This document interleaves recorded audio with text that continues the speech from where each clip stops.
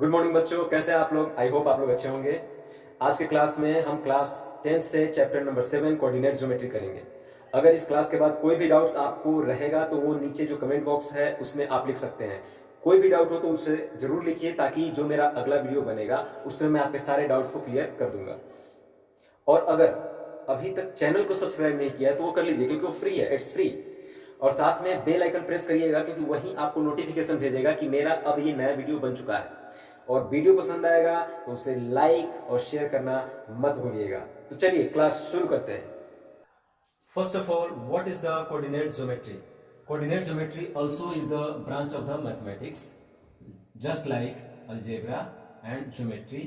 ये क्या है? ये भी मैथमेटिक्स का एक ब्रांच है, यानी कोऑर्डिनेट ज्योमेट्री भी मैथमेटिक्स का एक ब्रांच है, जैसे कि आपका अलजेब्रा है, ज्योमेट्री।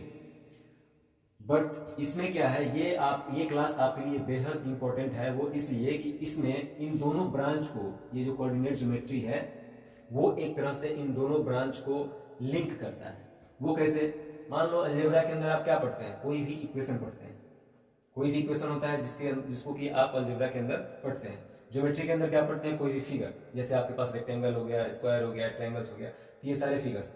कोऑर्डिनेट ज्योमेट्री क्या है? इसमें आपको दोनों चीज पढ़ना है, यानी आपको एक फिगर दिया गया रहेगा और एक आपके पास इक्वेशन दिया गया रहेगा। दोनों को आप क्या करेंगे?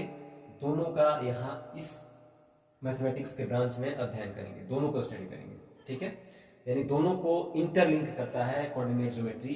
एक लैंग्वेज में बात करें तो ये दोनों को एक तरह से इंटरलिंक करता है। जैसे कि कोऑर्डिनेट ज्योमेट्री के अंदर क्या होता है, एक अगर हम कार्टेशियन प्लेन की बात करें तो इस तरह से दो एक्सिस होते हैं। एक आपके पास हो गया, इसको बोलते हैं x, x dash, y, y dash. ये क्या है? ये 90 डिग्री फॉर्म हो रहा है। इस तरह के दो एक्सिस होते हैं, एक आपके पास एक्स एक्सिस, दूसरा वाई एक्सिस। इसमें हम किसी भी मतलब पॉइंट को अगर हमें प्रेजेंट करना है, मान लो ये पॉइंट है यहाँ पे, अगर इसे हमें प्रेजेंट करना है तो कैसे दिखाते हैं? पी पॉइंट को प्रेजेंट करने के लिए हमारे पास दोनों चीज है। अगर हम पी को प्रेजेंट करना चाहेंगे तो एक एक्स होगा, एक वाई होगा। यानी अगर ये पी क्या है, एक्स और वाई है, तो एक्स और वाई का मीनिंग क्या है कि यहां से ये जो डिस्टेंस है, यहाँ पे ये एक्स डिस्टेंस होगा, और ये क्या हो जाएगा आपके पास, ये पूरा डिस्टेंस क्या हो जाएगा, यानी यहाँ पे ये वाला डिस्टेंस, एक ही बात है, ये क्या हो जाएगा, वाई हो जाएगा। यानी इस पॉइंट को हम कैसे प्रेजेंट करेंगे? इस प्रेजेंट को मतलब इस पॉइंट को हम इस तरह से प्रेजेंट करेंगे कि ये हमारे पास कोऑर्डिनेट है, जिसमें एक एक्स एक्सिस है और दूसरा वाई एक्सिस है। पहले वाले को हम एक्स एक्सिस को अब्सिसा बोलते हैं, वाई एक्सिस को कोऑर्डिनेट बोलते हैं। ये सारी चीजें आपने पिछले क्लास में पढ़ा हुआ है। इसमें हम डायरेक्ट स्टार्टअप करेंगे डिस्टेंस फॉर्मूला।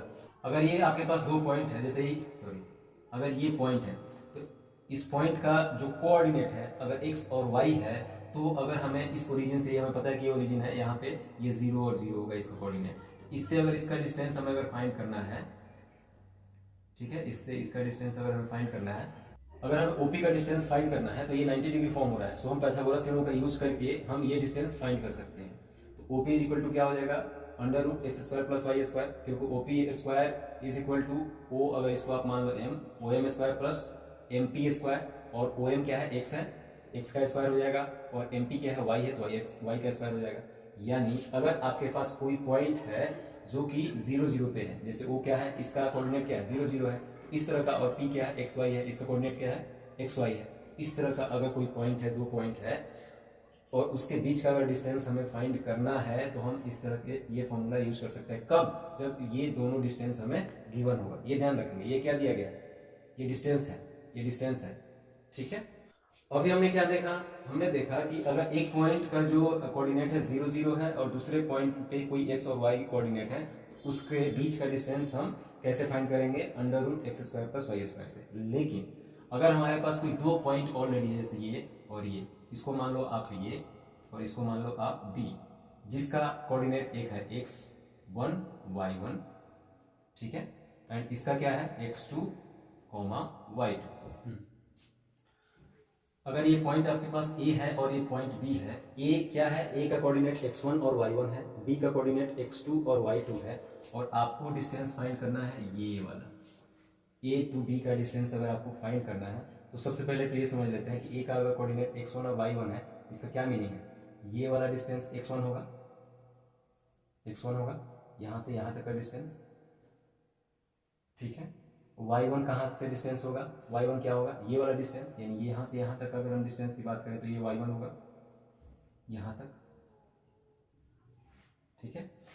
और b का क्या है आपके पास, x कोऑर्डिनेट है x2, तो x2 कहाँ से डिस्टेंस होगा, ये वाला डिस्टेंस होगा यहाँ से लेकर x2, ये वाला डिस्टेंस है।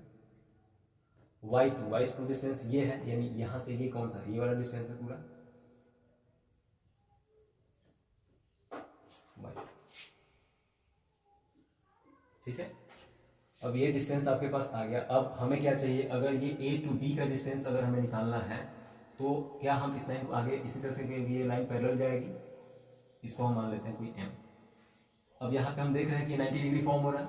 अगर ये 90 डिग्री फॉर्म हो रहा है तो हम इसमें पाइथागोरस थ्योरम का यूज करके हम ये वाला डिस्टेंस AB का डिस्टेंस फाइंड कर सकते हैं। बट इसमें दिक्कत क्या है कि हमें ये वाला लेंथ नहीं पता और ये वाला भी लेंथ नहीं पता। बट हम ये कर सकते हैं, क्योंकि ये पूरा लेंथ हमें पता है B से, अगर हम इसको कुछ मान लें जैसे x2 है तो B और x2, क्योंकि यहाँ से पूरा डिस्टेंस ये है, तो ये पूरा डिस्टेंस कितना है y2 है और ये डिस्टेंस कितना है y1 है। ने इस तरह से अगर हम x2 में से x1 माइनस कर लेते हैं तो ये वाला डिस्टेंस हमें मिल जाएगा जो कि इसके इक्वल होगा। और अगर हमें ये डिस्टेंस चाहिए तो हम y2 में से y1 अगर माइनस कर लेते हैं तो ये वाला डिस्टेंस मिल जाएगा, क्योंकि ये वाला डिस्टेंस अगर y2 में से y1 माइनस करेंगे तो ये वाला डिस्टेंस मिलेगा, ठीक है। y2 है और ये y1 है, ये डिस्टेंस चाहिए तो y2 माइनस y1 कर लेंगे तो ये डिस्टेंस मिल जाएगा, और ये जितना डिस्टेंस है वही ये डिस्टेंस होगा क्योंकि ये लाइन पैरेलल होगी। क्लियर है। सो हमारे पास क्या मिल जाएगा, ये डिस्टेंस मिल जाएगा और ये डिस्टेंस मिल जाएगा। अगर हमें इसको मान लो ABM है, अगर हमें AB का डिस्टेंस चाहिए तो ये 90 डिग्री फॉर्म हो रहा है, तो AM अगर ये 90 डिग्री फॉर्म हो रहा है तो क्या हम पाइथागोरस थ्योरम का यूज कर सकते हैं, बिल्कुल कर सकते हैं। So by PGT Pythagoras theorem से हम कह सकते हैं कि AB square is equal to, ये आपके पास AM क्या हो जाएगा, फिर ये कैसे निकलेगा, ये डिस्टेंस हमने बोला था, तो हम ये डिस्टेंस निकालने के लिए क्या बोल सकते हैं x2 माइनस x1, ये डिस्टेंस क्या हो जाएगा y2 माइनस y1, तो आपके पास हो जाएगा x2 minus x1 whole square plus y2 minus y1 का होल स्क्वायर। अब ये जो स्क्वायर है दोनों तरफ अगर हम ये स्क्वायर इधर लेकर जाएंगे तो हमारे पास क्या आ जाएगा, AB इक्वल टू क्या हो जाएगा under root x2 minus x1 whole square plus y2 minus y1 का होल स्क्वायर, ठीक है। ये आपके पास फॉर्मूला मिल जाएगा क्या, जो अगर हम किसी भी दो पॉइंट्स के बीच का अगर हमें डिस्टेंस निकालना है तो ये हमारे पास फॉर्मूला मिल गया। क्लियर है। AB equal to under root x2 minus x1 का whole square plus y2 minus y1 का होल स्क्वायर, इसी को हम डिस्टेंस फॉर्मूला बोलते हैं, डिस्टेंस फॉर्मूला, ठीक है।